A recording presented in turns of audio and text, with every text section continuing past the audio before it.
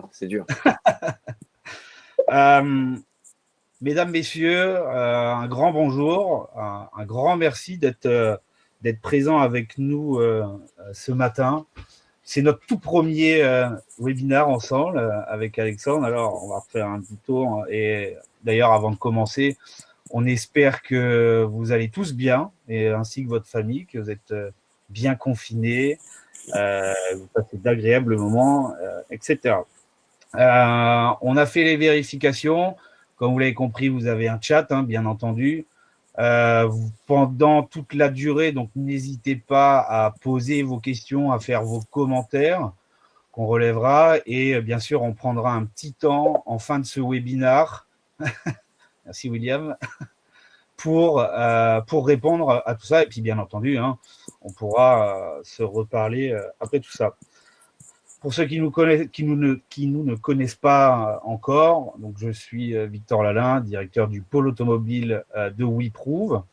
Je suis chez WeProve depuis 3 ans. Auparavant, j'ai passé 5 années dans l'après-vente sur divers projets de digitalisation, etc. Et donc, j'ai rejoint l'équipe il y a 3 ans où d'abord, je me suis occupé de la partie loueur. Et puis, depuis plus d'1 an maintenant, sur la partie gestionnaire de flotte. Avec moi, nous avons Alexandre Meyer, qui est, pour ceux qui ne le connaissent pas, président de la société. Je te laisse te présenter, Alex. Voilà, tout simplement, président également. Je m'occupe avec Victor de pouvoir apporter des nouvelles solutions, réfléchir et comprendre vos problématiques. Et je pense que sans transition, on va pouvoir tout de suite passer au prochain slide pour pouvoir avancer. Exactement. Donc, vous nous connaissez peut-être depuis, pour certains, depuis 3 ans, comme acteur de la digitalisation au départ de l'état des lieux dans un environnement sécurisé où le but était d'avoir l'état d'un bien à un instant T sous la forme de ce fameux rapport PDF que vous connaissez toutes et tous sûrement aujourd'hui. Et au fil du temps, eh bien, à travers diverses discussions, à travers divers rendez-vous, des interventions avec des clients, avec des prestataires, des collaborateurs, etc., on a pris ce virage qui est donc de la gestion de flotte et de l'assurance, parce qu'on a vu aussi qu'il y avait de grandes problématiques qui aujourd'hui, vous les connaissez sûrement toutes et tous, qui sont liées au niveau des coûts d'entretien et de réparation des flottes, de la flotte en tout cas. On s'est aperçu donc en récoltant toutes ces données qu'il y avait généralement un grand manque de visibilité déjà du parc. Alors pour la plupart d'entre vous, vous avez des flottes qui sont dispersées à travers toute la France. Ce n'est pas forcément une personne attitrée qui puisse bien gérer, en tout cas, son état de parc. Et cela, en fait, enchaîne un peu avec différents problèmes qui vont sur forcément les coûts d'entretien, les coûts de réparation, les coûts de restitution, des temps de gestion qui sont généralement trop longs. Aujourd'hui, malheureusement, et on le voit depuis quelques mois déjà, c'est amplifié par malheureusement certaines grèves, la crise sanitaire aujourd'hui qu'on traverse. Les gens sont chez eux, donc ne peuvent pas forcément vous faire de retour. Donc voilà, s'il y a un environnement global, c'est dommage que les 2 dernières choses soient présentes. Mais voilà, on relève toute cette problématique. Forcément, alors ça, c'est le grand mot, mais on peut en conclure que ça vous fait perdre de l'argent, ou en tout cas, ça vous ne en fait pas gagner. Acteurs de la digitalisation que nous sommes, forcément, vous comprenez bien qu'aujourd'hui, nous, on s'occupe de trouver tout type de solutions, justement, pour contrer ces problématiques. Et justement, on va être sur 3 grandes questions qu'on va vous présenter maintenant et et comment résoudre à travers ces 3 questions. C'est comment s'adapter justement à distance quand vous avez vos collaborateurs qui sont chez eux, puisque au final, aujourd'hui, vos tâches, alors, sauf pour ceux dont les activités se sont arrêtées, mais vos tâches continuent. Donc, comment continuer son activité et puis, justement, à distance, comment réduire les temps de gestion, optimiser les coûts et tout ça grâce à ces conducteurs. Je refais aussi peut-être, et vous le verrez, alors Mélanie du marketing vous a peut-être déjà envoyé ce questionnaire où il y a un livre blanc qui apparaîtra après ce webinaire et on vous proposera de répondre à quelques questions. Mais aujourd'hui, on s'aperçoit aussi que votre métier de gestionnaire de flotte évolue. On a peut-être souvent parlé qu'un gestionnaire de flotte était là pour fournir des véhicules et s'assurer de bien contrôler les budgets qui étaient liés. Aujourd'hui, il y a d'autres problématiques qui sont liées à l'environnement. Typiquement, la réduction de la flotte, les baisses de motorisation, trouver de nouveaux enjeux justement pour la mobilité de vos collaborateurs. Donc voilà, il y a quand même de gros enjeux dans votre métier. Il y a des tâches forcément de fond, parfois indirectes, qu'il faut résoudre. Alors, quelques chiffres. Bien sûr, c'est ce qu'on vous montre là, c'est ce qu'on récupère de différents rendez-vous avec nos clients, avec des partenaires, etc. Bien sûr, c'est non exhaustif, mais en France, alors ça, c'est plutôt sur le marché global.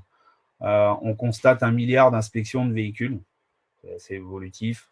Le secteur de l'automobile en partie, alors c'est énorme, mais est encore très peu digitalisé. Là, on va plutôt passer justement sur votre domaine où aujourd'hui, on constate que 25% des restitutions ont un montant supérieur à 800 €, qui est la moyenne théorique qui est aujourd'hui diffusée. On voit aussi que la plupart des flottes n'ont pas d'accord carrosserie, on y reviendra tout à l'heure, bien sûr. La moyenne des coûts de réparation hors sinistre, comme on l'indique, représente à peu près 10% du TCO du véhicule. C'est un sujet qui n'a pas, alors on parle bien des coûts de réparation, etc., qui a été peu pris en compte pour nous, de ce qu'on entend. Et un gros cas aussi, et ça, c'est justement le but de ce webinaire, c'est de parler aussi de la data qui n'est pas forcément récoltée et parfois pas traitée du tout. Quelle solution? C'est là où maintenant on va vous présenter notre vision, notre façon aujourd'hui de trouver des solutions justement pour vous aider. Alex, je te laisse commencer.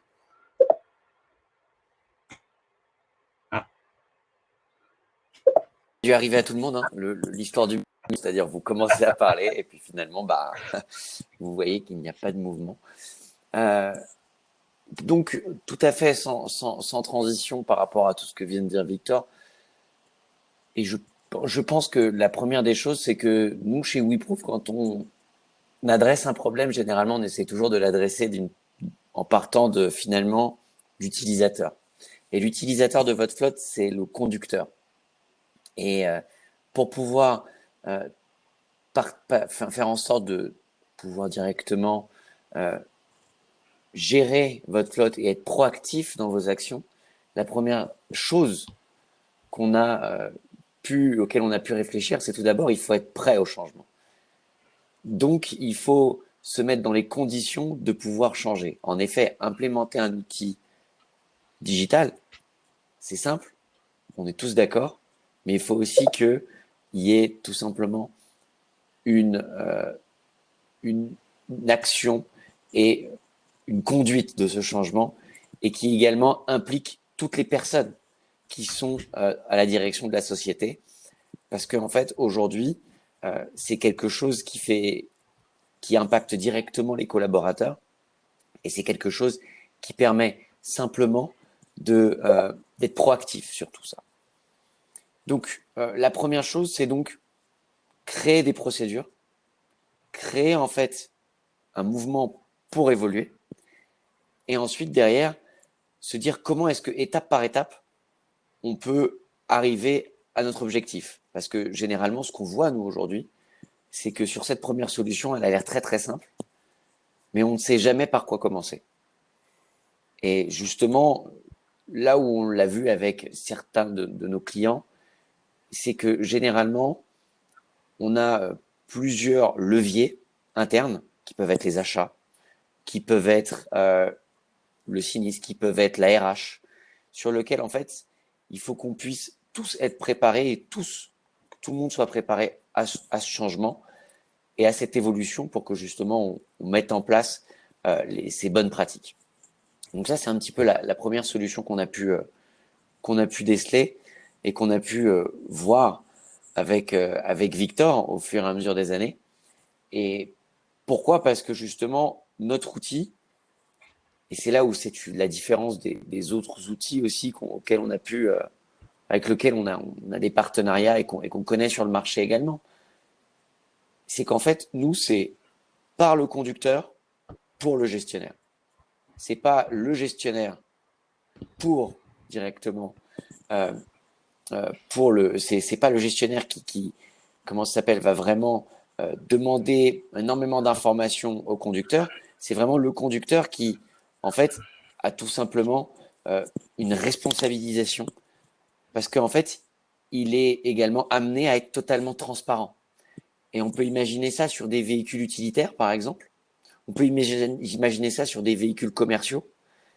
Parce que généralement, je ne sais pas si peut-être, et on pourra répondre à cette question ouverte que je pose plus tard et tout à l'heure, c'est que finalement aujourd'hui, quand est-ce que vous voyez vos véhicules? Quand est-ce que vous savez dans quel état sont vraiment vos véhicules? Et donc, l'idée, c'est vraiment d'avoir un outil de travail qui soit cohérent avec l'image de marque également que vous avez. Et c'est pour ça que responsabiliser les conducteurs, ça permet tout simplement de simplifier la vie avec la RH, simplifier la vie avec le courtier, je sais qu'il y en a quelques-uns qui nous écoutent, simplifier la vie avec la direction et également simplifier la vie de l'acteur que à ce moment-là nous touchons, c'est directement le gestionnaire et se simplifier et lui simplifier la vie en passant par le conducteur. Donc voilà. Donc, ça, hein, oui, je t'en prie. C'est pour nous le conducteur, c'est vraiment l'acteur incontournable hein, du changement, quel que soit. Alors, le conducteur, dans un cadre général, on dira l'utilisateur, mais dans votre cadre à vous, c'est vraiment lui, hein, de toute façon, c'est lui qui a le véhicule au final. Donc c'est à lui qu'il faut faire comprendre que bon voilà, il y a une politique de changement et vous allez voir hein, de toute façon que tout se suit. Même de dire aujourd'hui, pour certaines entreprises, c'est un avantage attrayant, un véhicule pour recruter. L'idée, c'est peut-être aussi d'inverser la tendance et de dire que c'est un avantage, mais c'est aussi un outil de travail. Donc voilà, et pour nous, c'est les premiers pas hein, justement vers le changement et l'économie. Oui, il y a juste un petit point. Quelqu'un a envoyé un message compliqué quand il y a plusieurs conducteurs pour un VL. On pourra y répondre juste après. Je note la petite question sur mes notes et on y reviendra tout à l'heure parce que j'imagine en effet on a aussi des solutions à ce niveau-là. Et en fait, c'est là où il faut bien également comprendre quel est l'opérationnel de votre société pour pouvoir justement répondre au plus précis. Victor. Ok, super. Merci. Non, c'est parce que je lisais un commentaire comme quoi il n'y avait pas mon son, alors je regardais. Il y avait marqué nous n'avons pas le con, il n'y a pas le son. Ah oui, en plus. Ok. La suite, bah forcément, hein, une fois qu'on a décidé d'opérer un changement, de responsabiliser son conducteur, on va créer, je rigole toujours au commentaire de ça, on va créer des campagnes d'inspection C'est aujourd'hui, de toute façon, la seule chose, hein, la première chose qui vous permettra d'avoir une visibilité de votre parc. Et ces campagnes, elles doivent s'opérer dès l'entrée en parc du véhicule. On a beaucoup d'exemples. Ici, on va en donner 3, voire 4. Pendant toute la vie du véhicule, donc nous, on recommande même de le faire 2 fois par an. Avant les restitutions, pour la restitution, pendant tout incident. Alors j'ai mis sentière, mais bien entendu, il peut y avoir d'autres cas. On va répondre rapidement tout de suite quand il y a plusieurs conducteurs d'un VL, mais justement à chaque passation de conducteur, où là on va pouvoir aussi se servir d'un outil digital, en tout cas pour bien sécuriser ces passations. Parce que l'idée, hein, au-delà d'avoir de la visibilité, c'est aussi de pouvoir sécuriser des échanges.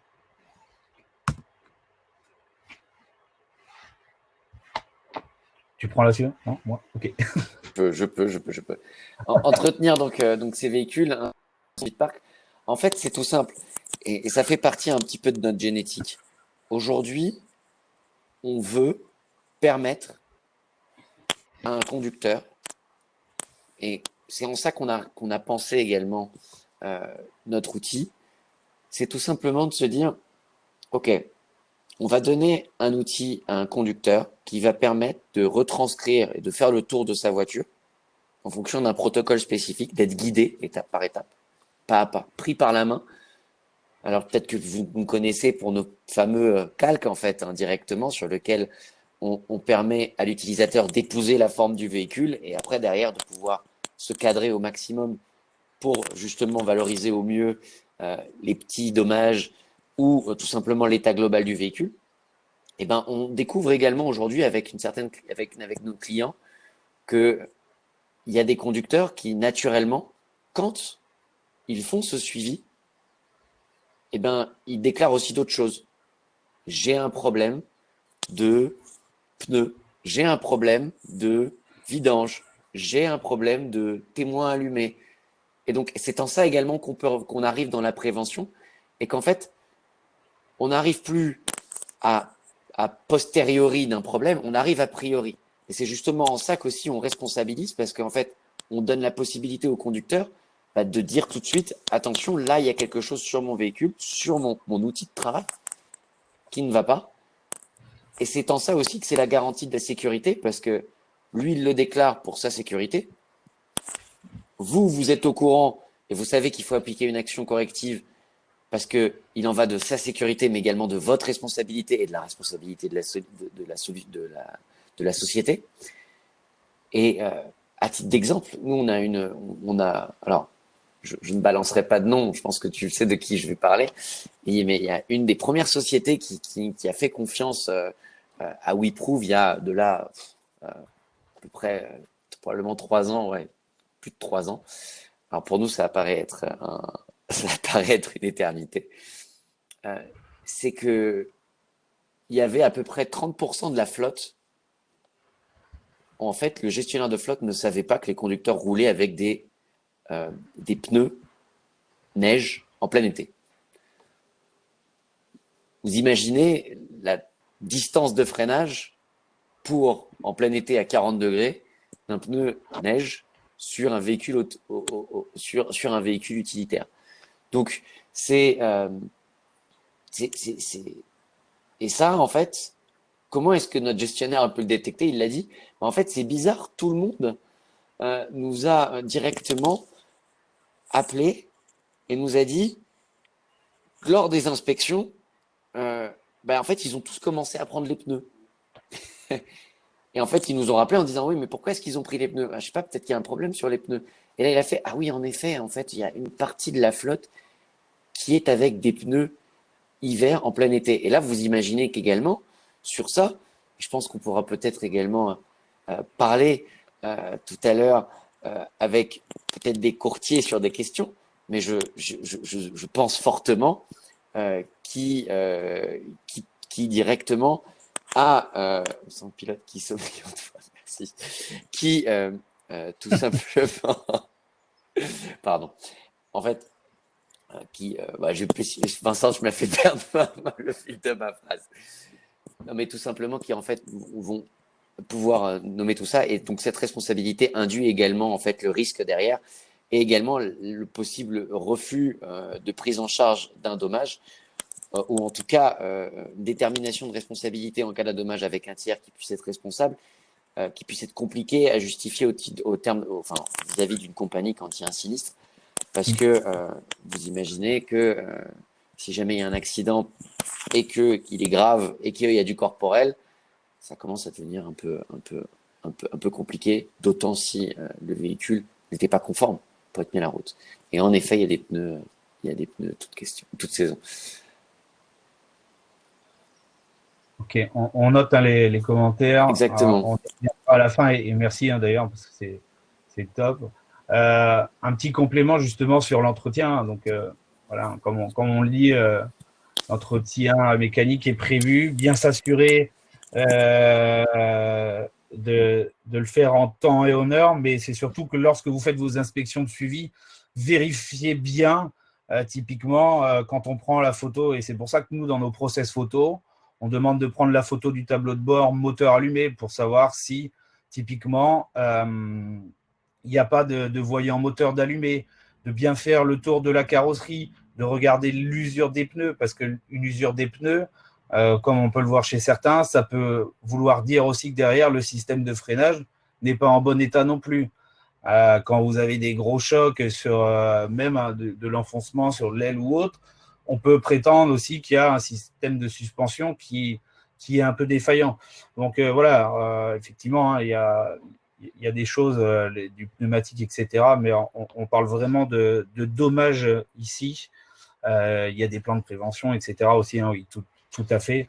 Mais voilà, là on va vraiment se faire un focus sur les coûts que ça peut vous engendrer derrière si c'est pas bien suivi. Hein. Et d'ailleurs également, l'avantage, c'est comme aussi on a pas mal de, de demandes de ce côté-là, c'est qu'on réfléchit à des solutions pour pouvoir essayer de remonter des problématiques mécaniques aujourd'hui à travers une photo ou à travers d'autres moyens. Ce sont des pistes de réflexion qu'on a, mais ça viendra un peu plus tard. On pourra en parler on pourra parler de vos problématiques mécaniques, comment est-ce qu'elles sont pour pouvoir nous aider au mieux justement à piloter tout ça. C'est ça. Ça, c'est ton dada. Ça, c'est mon dada. Connaître le coût des réparations avant le loueur, alors même, j'allais dire, tout le temps, pour éviter les mêmes surprises. On remarque aujourd'hui, hein, d'après les commentaires qu'on reçoit, qu'un chiffrage, quand vous avez une demande de chiffrage carrosserie, pardon, vous le recevez généralement très tard, voire parfois, alors on met en moyenne, on a calculé rapidement une moyenne de 10 jours. Parfois, ça peut être un mois, parfois c'est même pas du tout. Mais il faut quand même s'assurer de l'avoir. C'est très très important de connaître le coût de la réparation. Moi qui étais dans les réseaux de réparateurs, je sais ce que c'est. Parfois, on peut ne pas comprendre, et l'idée, voilà, c'est surtout d'avoir un chiffrage avant de faire la réparation. N'hésitez pas à poser des questions au réparateur.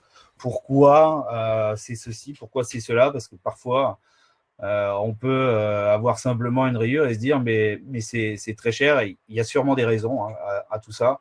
Donc, assurez-vous toujours d'avoir ce chiffrage.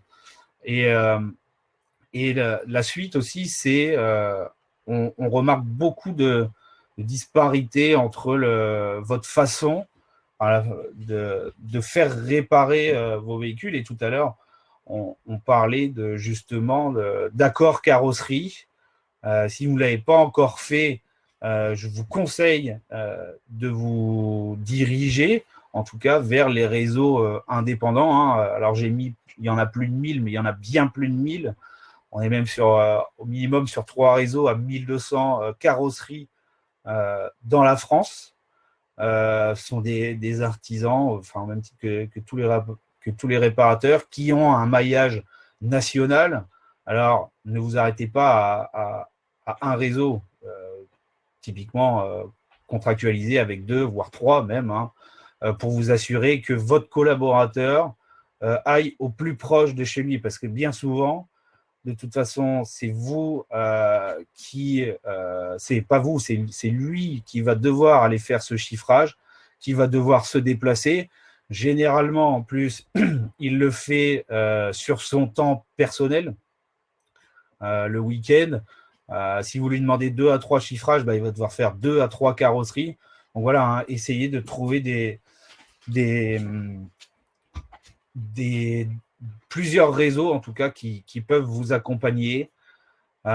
Aussi, typiquement, vous avez la carrosserie mobile, vous avez typiquement pour les petits dommages ou de la carrosserie sans démontage qui peut bien sûr faire accélérer les temps de réparation en tout cas.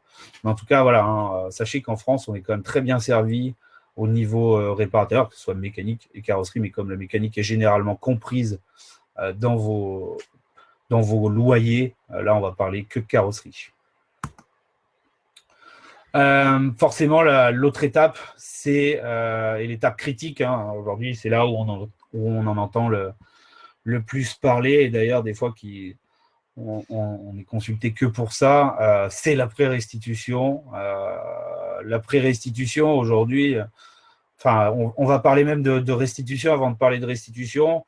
Vous faites tous part que oui, vous avez des incompréhensions sur la refacturation parce que vous pensiez que le véhicule était en bon état. Enfin, en tout cas, on vous a dit que le véhicule était en bon état, justement. Hein, et de toute façon, pour avoir, et vous l'avez sûrement bien compris par rapport à tout ce qu'on vous a dit juste avant, de créer ce changement, de responsabiliser vos conducteurs, de mener des campagnes d'inspection, de suivi pendant la vie du véhicule. En fait, au lieu de prendre aujourd'hui, de garder ce problème où vous allez attendre que les véhicules soient restitués, nous, on retourne la chose à l'envers et on va vous dire de faire de la pré-restitution. La pré-restitution, c'est quoi? C'est typiquement, c'est anticiper. Anticiper 30, déjà c'est presque juste, mais à minima 45 jours avant de restituer ce véhicule, c'est de mener cette campagne. Cette campagne de pré-restitution, c'est un audit du véhicule où là, il va falloir vraiment vous focaliser sur tous les points critiques, sur toutes les vues du véhicule et même jusqu'à le bas du rétroviseur, par exemple, pour pouvoir connaître l'état. La deuxième chose, c'est forcément d'avoir un chiffrage de remise en état pour ce véhicule. Et la troisième chose, c'est de bien connaître vos conditions loueurs. Il y en a beaucoup qui nous disent on a de très bonnes conditions de restitution, donc on ne fait pas réparer, on ne fait pas de chiffrer, on ne fait pas chiffrer, on ne fait pas réparer, on restitue comme ça. Parfois, ça vaut quand même peut-être le coup de jeter un coup d'œil dedans. On l'a vu chez certains clients. Ça, c'est très important de connaître vos conditions, les grilles de vétusté, pour en fait déterminer si vous allez rendre le véhicule en l'état ou si vous allez le faire réparer. Et qu'est-ce que vous allez faire réparer, en fait? Parce que forcément, dans vos conditions, il y a des choses qui ne sont pas soumises à refacturation. Donc voilà, ça, il y a un très, très gros focus à faire là-dessus. Il y en a qui font très bien, il y en a d'autres qui n'ont jamais pris forcément trop le temps de le faire. Mais pour nous, le plus gros coup est ici. On voit aussi, tout à l'heure, je parlais du bas du rétroviseur, mais typiquement, même prenez en photo le double des clés pour vous assurer qu'il soit bien dans la voiture le jour de la restitution, parce qu'on voit quand même chez beaucoup de clients que il y a beaucoup de doubles de clés facturées. Oui, et d'ailleurs, sans transition, par rapport un petit peu aux réactions, il y a certains qui disent oui, chez certains loueurs, une remise en état est prise en charge par l'assurance tout risque à restitution, montant limité quand même. Oui, montant limité, je pense que je dois voir on imagine quelques courtiers qui doivent sourire quand ils disent cette phrase. Tout à fait. Il y a la possibilité de pouvoir faire passer certaines remises en état de véhicule sur l'assurance. Attention à ce que juste votre rapport, c'est vos déclarations, en fait, tout simplement, parce que si vous augmentez le nombre de déclarations derrière, vous augmentez le taux de fréquence. Donc ça, c'est un point qu'il faut avoir en tête. Ensuite, en effet, il existe chez certains loueurs des possibilités dans lesquelles, en fait, c'est inclus. Généralement, c'est des loueurs qui sont également courtiers, assureurs. J'en ne citerai pas, ça commence par un A et ça finit par un L. Exactement. Et justement, Vincent, et c'est exactement ça qui importera forcément la prime. Donc c'est ça, c'est exactement ça qui fait influer le tout. Et ensuite, derrière, on parlait également tout simplement de la possibilité en fait, sur cette solution 7, ce qu'on veut, c'est vous donner le choix. Et on en parlera juste après, mais c'est vraiment faire en sorte que vous ayez toujours le choix.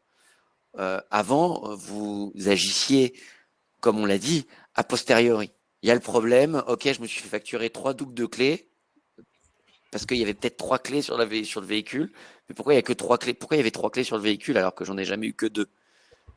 Mais on me dit que le rétroviseur était cassé, mais en fait le rétroviseur il n'était pas cassé, il y avait juste un gros moucheron ou un gros bourdon qui s'est explosé dessus.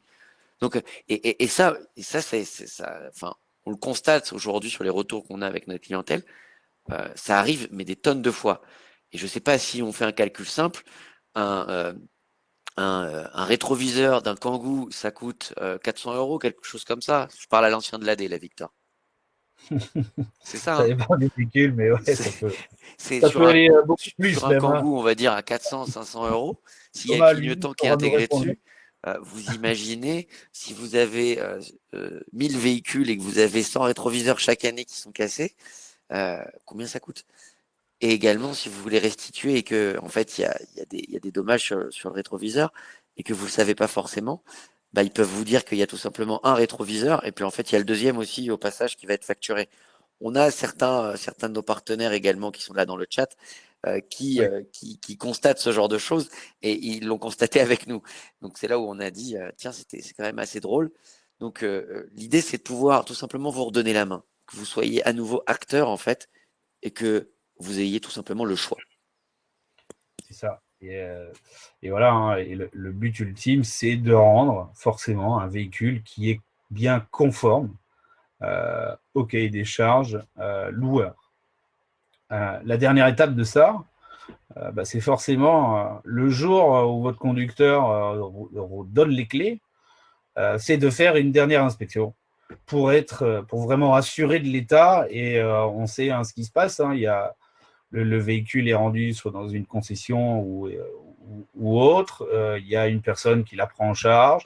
Ensuite, c'est donné à une autre personne. Et là, il y a un gros laps de temps qui se passe. Donc, l'idée, c'est de constater Et après, vous l'état de ce recevez la véhicule facture, pour surtout. protéger.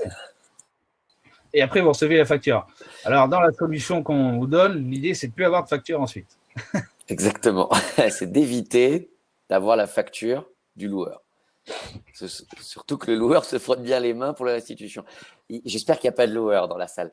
Enfin, dans la salle. Manifestez-vous, les loueurs, si vous êtes. Bien sûr, hein, alors, je viens de le dire, hein, l'arbitrage, donc c'est ultra important d'avoir tous les éléments à disposition et de pouvoir comparer avant de faire réparer ou tout simplement de restituer. Il y a des entreprises très spécialisées là-dedans, d'ailleurs, à ce sujet. Investir pour gagner, voilà. Je vais même directement passer là-dessus. Effectivement, hein, l'idée, c'est équipez-vous. Alors, vous avez tous un logiciel de gestion de flotte, généralement. Nous, on vous dit, investissez avec les solutions du marché, qu'elles soient simplement minces. Que ce soit des solutions techniques, des outils ou même des prestataires, enfin des personnes qui sont spécialisées dans ces métiers-là. Et puis on vous dit surtout d'oublier le bon vieux tableur Excel, ces bonnes vieilles fiches papier où on fait des croix et des ronds dessus. Alors ça, vous souvenez, hein, c'est le premier métier d'où ils prouvent. Les envois de photos comme on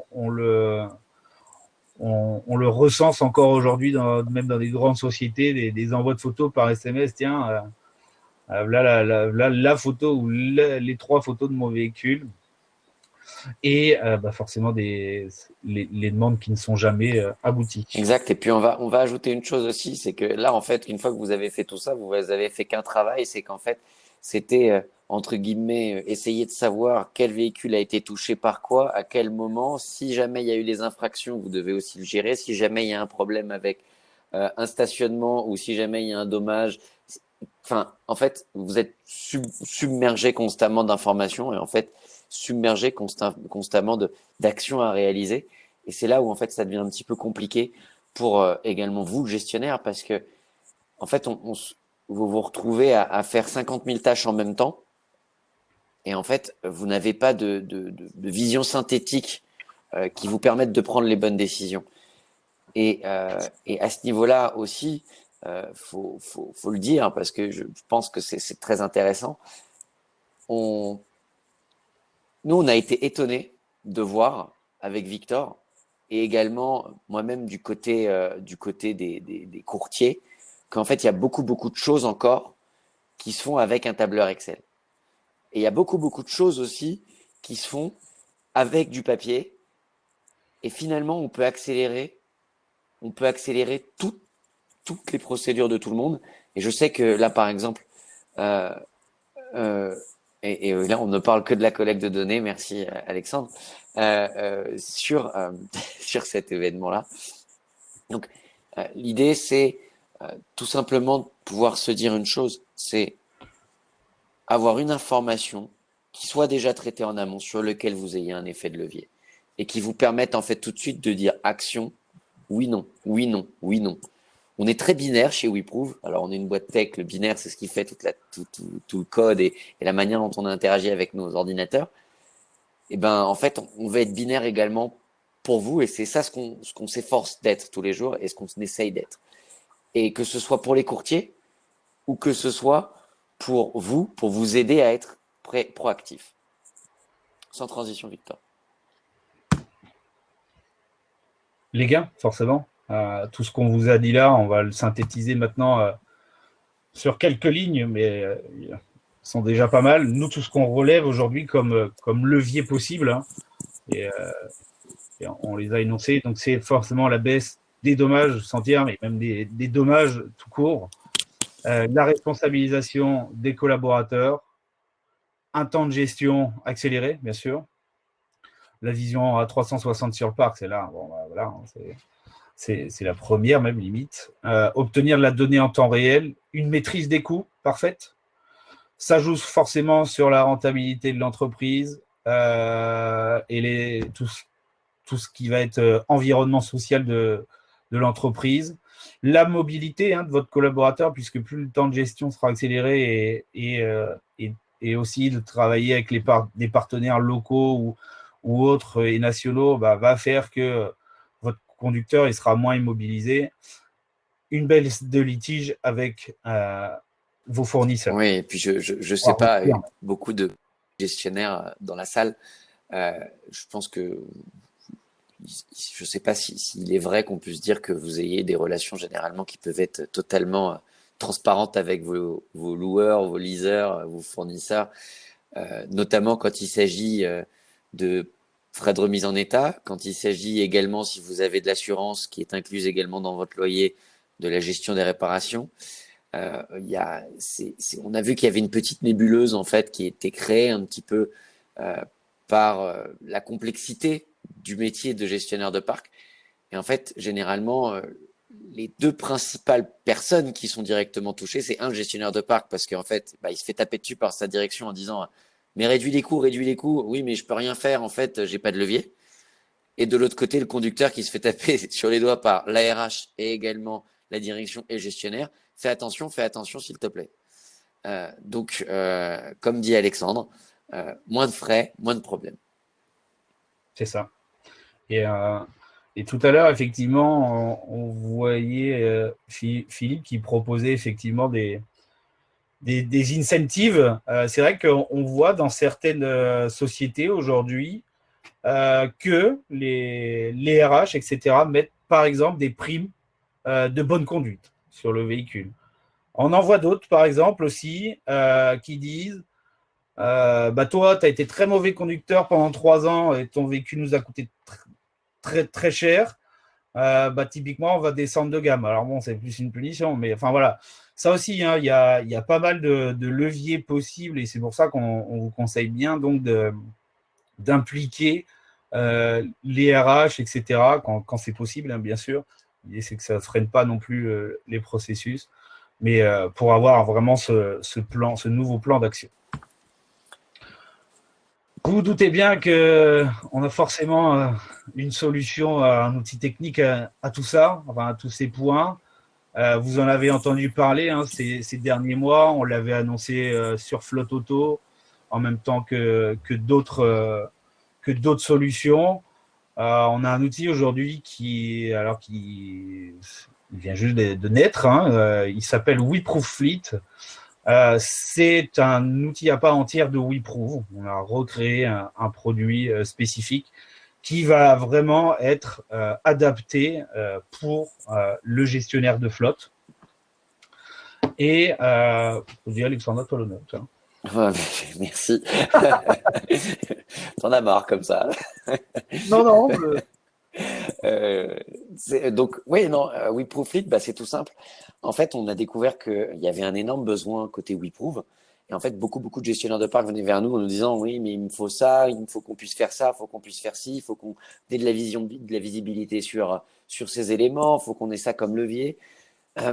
Et bizarrement, on s'est retrouvé à se poser la question, à se dire, ouais, mais alors là, si on commence à intégrer toutes les demandes de tous les gestionnaires dans le produit WeProof, en fait, plus personne va comprendre ce que fait WeProof et surtout l'utilisateur final ne comprendra plus quelle est la finalité. Donc c'est pour ça qu'on a décidé vraiment de partir d'une page blanche et en listant toutes les discussions qu'on a pu avoir avec nos partenaires, bah, tout simplement, on a commencé à réfléchir et à se dire, mais en fait, ce qu'il faut, c'est quelque chose d'extrêmement simple. Et en fait, on a pris des réflexes, peut-être de ce qui peut se faire aussi dans le marketing. Et en fait, on a traité la problématique du gestionnaire comme une campagne marketing. Et je pense que à ce niveau-là, c'est le moment où tu dois changer la slide. Ah, c'est ça. Donc, et cette petite image, vous avez sûrement dû la voir. Hein, et en fait, elle va reprendre les étapes, les solutions qu'on vient de vous présenter. Et c'est typiquement, hein, voilà, on a aujourd'hui la ligne de vie ici du véhicule. Et bah, effectivement, ça commence dès l'entrée en parc par la vérification de la conformité ou alors à l'attribution du véhicule, le suivi tout au long de la détention du véhicule, être alerté, relevé quand on a des dommages, obtenir un chiffrage avant chaque réparation, forcément trouver un réparateur dans le cercle le plus proche, en tout cas, de son conducteur et être accompagné jusqu'à la restitution. Et ça, aujourd'hui, c'est le WeProof Fleet. Et ça fonctionne d'une manière très simple. Pour ceux qui connaissent WeProof, on a vraiment voulu simplifier en fait ce produit. Et l'idée, c'est justement de créer des campagnes automatisées d'inspection. Donc, vous allez rentrer votre fichier parc, hein, comme d'habitude, en indiquant des dates d'inspection souhaitées. Votre conducteur, lui, va recevoir ce qu'on appelle chez nous un code mission, donc par SMS, qu'il va ensuite rentrer dans son application conducteur, qui ne va lui servir qu'à effectuer son inspection. Donc, on le rappelle, hein, la genèse de WeProof, c'est de l'inspection qui est totalement guidée à travers l'outil. Et la troisième partie, c'est de pouvoir piloter, justement, à travers un tableau de bord interactif, de pouvoir piloter toutes ces campagnes d'inspection quand on va avoir des dommages, quand on va avoir des chiffrages, et puis forcément avoir un outil de tableau de bord pour calculer ses économies. Alors, je vais passer ça, on pourra vous le fournir, bien sûr. cette slide-là est très intéressante. Reviens en arrière, peut-être. Tu avais celle-ci, ouais. Ouais. En fait, vous voyez, c'est très simple. Comme je vous disais, on a pris la problématique du marketing et on s'est dit, OK, aujourd'hui, le marketing, comment ça fonctionne? On fait des campagnes de mails, de SMS pour pouvoir tout simplement avoir des retours. Et ben aujourd'hui, on va tout simplement permettre à un gestionnaire de parc de faire une campagne de suivi de véhicules à des temps spécifiques, à des temps donnés, tous les 3 mois, tous les 6 mois, tous les mois. Et également, on va donner la possibilité au gestionnaire de parc de faire une campagne d'inspection directement en envoyant des SMS, comme c'est imagé aux différents conducteurs, et ainsi avoir une visibilité de l'état de son parc, comme l'a dit Victor, 45, 60 jours, 30 jours avant. Donc ça, c'est un vrai point qui est intéressant. Et vous voyez, c'est quelque chose de simple. On ne veut pas que ce soit une usine à gaz. Vous appuyez sur un bouton, vous préprogrammez quelque chose, vous préprogrammez votre récurrence comme une réunion. Et voilà. Ensuite, derrière, vous collectez l'information. Et on a pensé à tout, système de relance et système d'information. Et là, on peut passer au prochain slide. C'est ça. Voilà. Hop, petit bug. Pardon. Et voilà, l'outil de suivi va vous remonter en fait toute la donnée des campagnes réalisées, hein, donc déjà du nombre de véhicules en parc, du nombre de véhicules inspectés. C'est pas trop, s'il te plaît, parce que je suis en live. Oui, on a vu derrière. Pardon, c'était du live. Des campagnes d'inspection à venir, par exemple, des véhicules endommagés, hein, où là, ça va vraiment être très important. Vous allez pouvoir même avoir le véhicule, par exemple, le plus endommagé de la flotte. Typiquement, les chiffrages qui ont été réalisés, qui va pouvoir aussi vous donner une moyenne, une estimation moyenne de vos frais de remise en état, et tout ça en live, en fait. Donc, vous voyez, on n'attend plus l'après pour avoir ces données. Là, vous l'aurez directement, en fait. Et vous pourrez totalement maîtriser. Et c'est comme ça aussi qu'on peut réduire ses coûts. Alors, bon, là, je vais pas forcément passer toutes les slides, mais vous aurez cette présentation, bien sûr. Mais on est à... Ouais, je me permets de te couper à ce niveau-là. En fait, vous voyez, c'est simple. En fait, quand on regarde l'écran, vous voyez, il y a mes statistiques de la campagne numéro 1, démarrez-le. Ensuite, on a demande d'inspection envoyée. Nombre d'inspections terminées, nombre d'inspections non terminées. Ensuite, vous avez le type à côté. Ensuite, vous avez la date d'envoi. Et juste en dessous, vous avez la possibilité, justement, et c'est en ça que quand on regarde un petit peu le schéma global, on a la possibilité de vous, à partir de l'info qu'on collecte du conducteur du véhicule, sans transition sur le prochain slide, et bien directement, vous voyez, vous avez le relevé de dommages, et de ce relevé de dommages, vous pouvez faire une commande de devis. Et de cette commande de devis, vous pouvez directement juste faire une chose, c'est vérifier ce devis, l'accepter, et si vous l'acceptez, là, nous avons aujourd'hui créé, avec WeProFloat, la possibilité de pouvoir directement prendre le relais sur le conducteur en lui disant où te situes-tu, où te situeras-tu pour pouvoir tout simplement faire réparer ton véhicule parce que ton gestionnaire de flotte l'a voulu. Et c'est là où on va l'amener et on va le prendre par la main et on va le guider et toujours sous votre contrôle. C'est ça. Et vous voyez, le devis ici arrive directement dans la plateforme en, on va dire, 48 heures maximum, et vous n'avez même plus à demander à votre conducteur d'aller dans des carrosseries, d'où le fait aussi qu'on vous invite à avoir des accords réseau où nous, on peut vous les fournir, hein, bien sûr, puisque l'idée, c'est forcément d'avoir tout centralisé à travers cette plateforme. On a... Ça fait 52 minutes que vous êtes avec nous. Je pense qu'il y a beaucoup de questions. Ouais, il y a beaucoup de questions. Bien sûr, hein, on pourra revenir un par un après ce webinaire sur tous ces points et aller plus loin dans les discussions sur l'outil WeProFloat. Hein, c'est bien sûr fait pour. On va passer aux questions-réponses maintenant. et essayez de ne pas vous libérer trop tard. Il y a pas mal de questions, Victor, et là, je pense que ce qu'on va faire, c'est qu'on va faire quelque chose d'interactif. Je pose les questions, tu y réponds. Ouais, allez, oui. Il y a eu justement plusieurs réflexions et plusieurs questions, que ce soit faire des inspections, c'est compliqué quand il y a plusieurs conducteurs pour un VL. Comment gérer des véhicules avec plusieurs conducteurs non assignés à un véhicule spécifique? Est-ce que c'est adapté aux flottes partagées? Je pense que c'est des questions que les gens veulent se poser. Je te laisse peut-être apporter l'étendue des possibilités, sachant que c'est généralement très spécifique aussi, parce que quand il y a des véhicules partagés, il peut y avoir aussi des outils qui permettent de faciliter le partage. En effet, la flotte partagée, c'est souvent la question qu'on nous pose. Alors, bien sûr, si on parle à travers WeProof Fleet, vous pourrez créer autant de campagnes que vous souhaitez, donc ça, c'est pas trop un problème.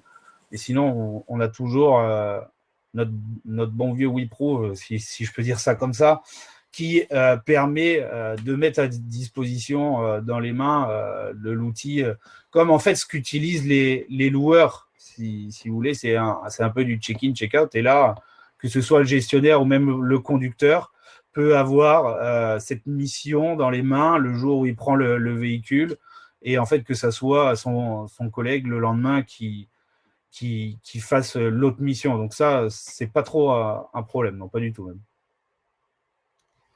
Alors Alex, Et c'est vraiment du cas par cas aussi à ce tout à niveau-là fait. sur vos besoins parce que c'est également la fréquence. Et puis, quand bien même un véhicule spécifique ne soit, enfin, quand une personne n'est pas forcément allouée directement à un véhicule spécifique, en tout cas, il sera répertorié comme conducteur, donc en tout cas, il pourra très bien recevoir également une inspection. S'il reçoit une inspection et qu'il n'a pas le véhicule, bah, il ne va pas faire son inspection. Vous, mathématiquement, vous saurez que la personne qui a fait l'inspection, elle utilisait donc le véhicule. Généralement, vous savez quels sont les conducteurs qui utilisent les véhicules partagés. Mais comme je vous disais, c'est un peu des cas par cas. Il y a des questions également concernant, euh, euh, il y a eu un point sur le réseau, sur l'accord réseau, et une préco sur le rythme d'inspection. Commençons d'abord peut-être par la préco sur le rythme d'inspection. Ouais, le rythme d'inspection, c'est Augustin qui nous a donné aussi cette réponse. Nous, c'est ce qu'on préconise tous les 6 mois, effectivement. On préconise 2 par an, donc après, on le fait un peu comme on veut. Mais effectivement, c'est ça, c'est à peu près tous les 6 mois. Plus, forcément, quand on a un sinistre sans tiers, pour la pré-restitution et pour la restitution. Disons que sur une moyenne de 36 mois, ça peut aller jusqu'à 11 inspections, hein, si on veut, par exemple. Oui, et puis ça dépend également de la typologie en fait de vos conducteurs. On a des partenaires qui nous utilisent et qui en fait ont des conducteurs qui sont par exemple sur un véhicule pro et un véhicule utilitaire qui permet directement d'avoir beaucoup de turnover sur les conducteurs, mais on connaît les conducteurs et on sait que le conducteur A prend le véhicule du lundi au mercredi. Et ben généralement, on peut à ce niveau-là essayer de calibrer également des inspections ou alors augmenter la récurrence des inspections. Parce que C'est ça. justement, il est là également. C'est en ça que c'est intéressant, c'est que c'est vous qui définissez ça, mais c'est vous définissez ça aussi en fonction de l'état en fait du véhicule. Euh, mais c'est vraiment quelque chose qui est important à avoir en tête, c'est de se dire tout simplement que WeProofLot, c'est la solution parce que vous allez la paramétrer comme vous le voulez. Et il est là, en fait, notre point. C'est qu'on n'a pas voulu vous cantonner à des choses. Vous dire, c'est comme ça que ça marche. C'est ça ce qu'on propose. Non. Aujourd'hui, on vous met à disposition, en fait, un outil qui va vous permettre de faire des campagnes. Si vous voulez faire des campagnes toutes les semaines, mais faites-le. Si vous voulez le faire tous les mois, faites-le. Si vous voulez le faire tous les 6 mois, tous les 8 mois, ou tous les semestres pour la flotte de véhicules commerciaux et pour les véhicules utilitaires tous les mois, vous pouvez également. Donc, c'est Complètement. vraiment en fait quelque chose que vous pouvez paramétrer et vous avez la main. Euh, Tout à fait. Il y a, Alors, moi, je suis il désolé, je vois plus le chat, là, j'ai un petit oui, il n'y souci a de pas de connexion. problème. Il y avait un autre point, c'était comment faire pour ne pas multiplier les outils. Outils de gestion de flotte, outils de télématique, applications mobiles dédiées. Ça, c'est des questions qui reviennent à chaque fois, hein. C'est des questions que on comprend. On est d'accord, on a tous 50 systèmes pour pouvoir se connecter sur Internet, 50 mots de passe, 50. Alors, comment est-ce qu'on fait pour régler tout ça, mon cher Victor? Alors, comment est-ce qu'on fait? euh, Alors, c'est vrai qu'il y a beaucoup d'outils sur le marché. Il y a beaucoup aussi de gens spécialisés. Donc, en soi, c'est assez logique. Il y a des gens, enfin, il y en a qui sont très généralistes, qui font un peu de tout. Nous, on pense que la spécialisation, c'est quand même mieux. Et l'important dans tout ça, c'est de pouvoir être interconnecté avec les différents outils. Et typiquement, nous, c'est ce qu'on fait avec certains clients. On est déjà intégré dans le ERP. Alors voilà, je vais pas citer, mais vous connaissez les noms. Hein.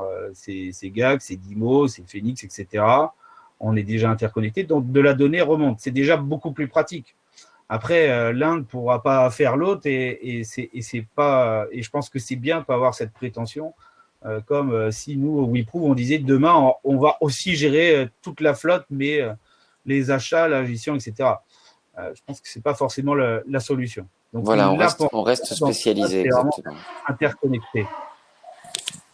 Exactement. Et cette interconnexion, euh, elle est permise avec l'API, etc. Et vous pouvez en fait, euh, c'est très simple, hein, une API, c'est tout simplement une action de commande qui est réalisée à partir d'un logiciel vers un autre.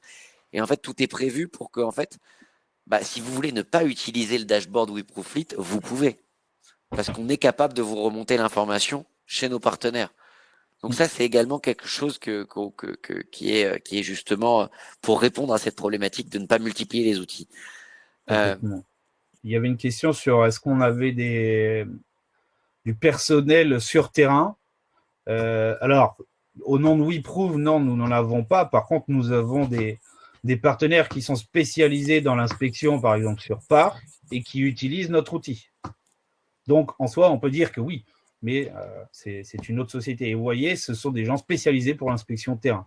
Et nous, on fournit bien la solution, justement. Donc, on peut répondre oui. Oui, alors pour par rapport également à répondre par rapport à Gérald, s'il peut gérer plusieurs flottes, si vous avez plusieurs typologies de conducteurs, de véhicules, on Oui, peut bien évidemment gérer plusieurs flottes. complètement. Après, à ce niveau-là, nous, ce qu'on aime bien faire, c'est qu'on a pensé la chose en se disant, euh, on essaye de sectoriser en fait un petit peu pour vous aider en fait, de décentraliser l'information pour vous aider justement à avoir ce détail dans l'info pour pouvoir dire, OK, peut-être qu'en fait, ma flotte de commerciaux, c'est pas celle qui me coûte le plus cher parce que j'ai ces indicateurs-là avec ma flotte de commerciaux et la première licence WeProofit. Mais par contre, sur ma deuxième licence WeProofit, je vois que mes véhicules utilitaires, eux, ils ont besoin d'être vachement inspectés parce que ça me coûte très très cher sur la pré-inspection et en plus de ça, j'ai un taux de sinistre qui est énorme. Il y a également un point par rapport au niveau global, la restitution, l'assurance, l'auto-assurance, les partenaires, les finalités. Nous, aujourd'hui, je pense qu'il y a également des courtiers dans la salle. On répond aussi aux problématiques de courtiers et justement, on réfléchit de plus en plus avec nos partenaires courtiers à comment est-ce qu'on fait pour simplifier la vie au maximum et pourquoi pas même pouvoir utiliser des outils communs pour centraliser une information et tout simplement faciliter la vie de chacun des acteurs. Donc ça, c'est vraiment quelque chose qui est intéressant.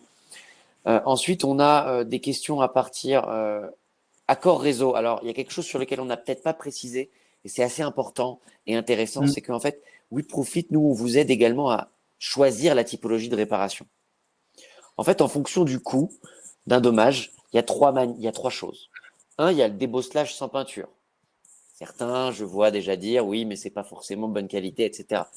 Si, c'est juste que il faut bien sélectionner son prestataire avec des SLS spécifiques et je peux imaginer que certains ont dû faire des mauvaises expériences. On l'a vu avec certains de nos clients. Donc ça, c'est le premier Mm. point, débosselage sans peinture. Le deuxième point, c'est l'atelier mobile. Atelier mobile avec un partenaire que nous avons qui s'appelle Carméléon aujourd'hui et qui fait partie en fait de l'environnement WeProofit aujourd'hui. on peut déplacer un petit camion qui est un atelier mobile et qui va faire de la peinture. En fait, concrètement, le cas d'usage auquel on répond, c'est je suis conducteur, mon gestionnaire a validé et veut faire réparer mon véhicule. J'ai un petit camion qui vient réparer ma voiture pendant que je suis en rendez-vous client et sur son parking, mon véhicule va se faire réparer. Je suis toute la journée sur le parking de mon client, le véhicule, je ne l'utilise pas, et ben, je vais éviter de perdre du temps, je vais gagner de la mobilité, je vais pouvoir faire mon rendez-vous et faire réparer mon véhicule. Tout ça, on le gère pour vous. Et c'est ça le truc. Et ensuite, derrière, on a les réparateurs classiques. Quand il s'agit de dommages qui sont un peu plus conséquents, quand justement, on peut avoir également des doutes mécaniques, et ben à ce niveau-là, on peut également réorienter vers nos partenaires. Et c'est en ça qu'en fait, WeProve, nous, on a créé, entre guillemets, notre propre système de réorientation et de réseau à travers une structure qui s'appelle Claim for Mobility. Pourquoi? Parce qu'en fait, on veut répondre à la mobilité de vos conducteurs. Ce qu'on veut, c'est que les conducteurs ne soient plus immobiles et ne soient plus conditionnés à des actions.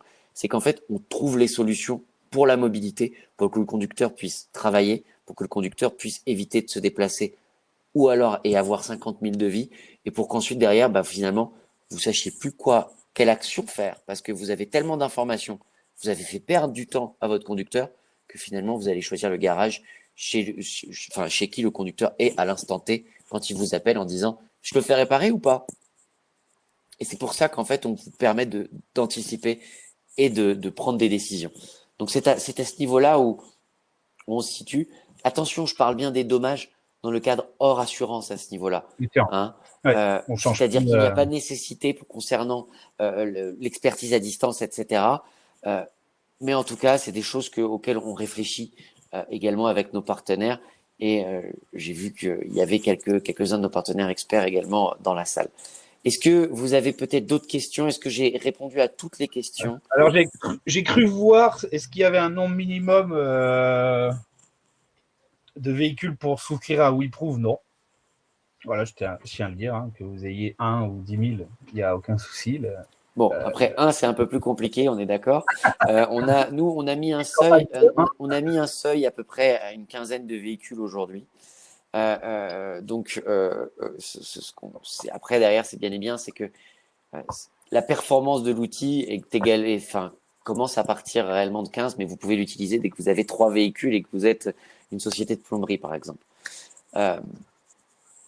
Est-ce qu'il y a d'autres points? Alors, je suis désolé, hein, je vois toujours plus le Moi, chat. je le vois. Comment le gestionnaire peut définir alors là, malheureusement, il y a un point. Est-ce que j'ai répondu aux questions?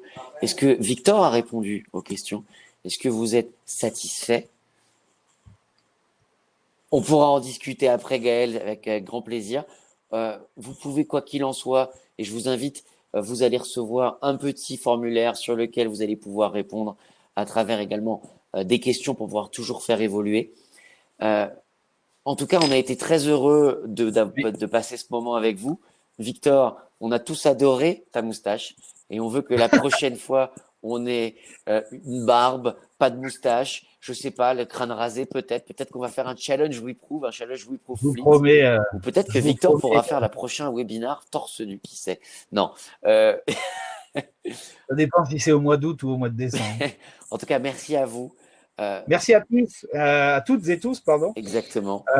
Prenez soin de vous, comme on dit, et au plaisir d'en discuter en off, en privé. N'hésitez pas à nous reposer les mêmes questions. Enfin, on peut, voilà, en tout cas, on se tient à votre disposition. Voilà, on est disponible. C'est victor@weproof.com. Vous avez toutes les infos. Vous avez quoi qu'il en soit. Vous pouvez le contacter.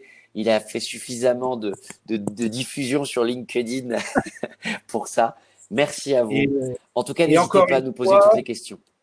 Et encore une fois, pour répondre à certaines questions, oui, vous aurez bien ce webinaire en replay. Donc, si vous voulez revoir la moustache de Victor, vous pourrez faire des gifs sur la moustache de Victor, des gifs. Ne faites pas de capture d'écran. On pourra faire des captures d'écran. J'espère que je ne me suis pas touché le nez parce que j'ai des petits réflexes également. Merci à vous. On voit qu'il y a encore 39 personnes dans la salle. On va continuer à dire merci jusqu'à ce qu'il n'y ait plus personne parce qu'on est comme ça. N'est-ce pas, Victor? Et d'ailleurs, je vous invite à faire quelque chose. Nous, on a des petites habitudes en ce moment également avec WeProof. Tous les matins à 9 heures, on a ce qu'on appelle le morning live. Et en fait, Victor fait des super chroniques et plein d'autres personnes font des chroniques également. Et aussi, il faut se rappeler d'une chose. Si on arrive à vous présenter tout ça aujourd'hui, parce que là, aujourd'hui, c'est nous qui sommes sur la scène devant vous. Mais en tout cas, c'est merci à tout le monde. Merci à toutes les équipes. On voit qu'il y a quelques équipes, quelques personnes de l'équipe qui ont suivi ça comme une petite piqûre de rappel. Et on est très content. Et en tout cas, on a été très heureux de pouvoir vous suivre. J'ai un petit qui est en train de stresser parce qu'en fait, il a un examen qu'il va devoir passer et j'ai piqué le bureau. Donc, je pense que je vais devoir partir incessamment. On va devoir rendre l'antenne. On va devoir rendre l'antenne. Michel, rendre l'antenne. C'était. J'adore ce mot. À vous les studios. À vous les studios. Alors, c'est Omar Sharif, la passion de gagner pour ceux qui ont l'âge. Moi, je me souviens, vous vous souvenez, c'était à PM, c'était la passion de gagner. Tu parles à des gens sûrement plus vieux que toi, Alexandre. Comment? Tu parles à des gens sûrement plus vieux que toi. Oui, enfin, moi aussi, hein, j'ai un certain âge quand même. Ah. Oui, alors pour le Morning Live à la Michael Youn, vous savez, on va essayer je pense qu'on va commencer à publier les chroniques de Victor Lalin. Et là, je vois sa tête le matin. Donc, on va essayer de pouvoir continuer à tout ça. Merci à tous. N'hésitez pas à poser les questions. Le lien du questionnaire est passé un peu plus haut. J'invite le marketing à pouvoir le réenvoyer. On le réenvoie un petit coup. Comme ça, derrière, si vous pouvez répondre tout de suite, il n'y a aucun souci. Si vous avez d'autres questions, n'hésitez pas. C'est victor@weproof.com, WEPROOV. Victor sans eux. C'est les studios de Boulogne, je pense qu'on est tout bon. WeProof sans eux. Sans eux de Pâques. À vous les studios. Merci à tous. Vous êtes Merci top. à tous. Merci beaucoup pour vos bonnes questions. Et Victor, j'ai pas envie de partir. En fait, j'en ai pris goût. Je dirais presque qu'on pourrait prendre l'apéritif. Je pourrais. En fait, voilà. Bon, la prochaine fois, on fait un webinaire apéritif. Vous en pensez quoi? Mais c'est un concept. On fait un apéro. Un webinaire apéro. Ça y est, vous voyez le petit qui passe là. Lui, il a son examen. Donc, je vais devoir rendre l'antenne tout de suite. Merci à vous. Vous êtes au top. Merci à tous. Ciao, Au ciao. revoir. Merci.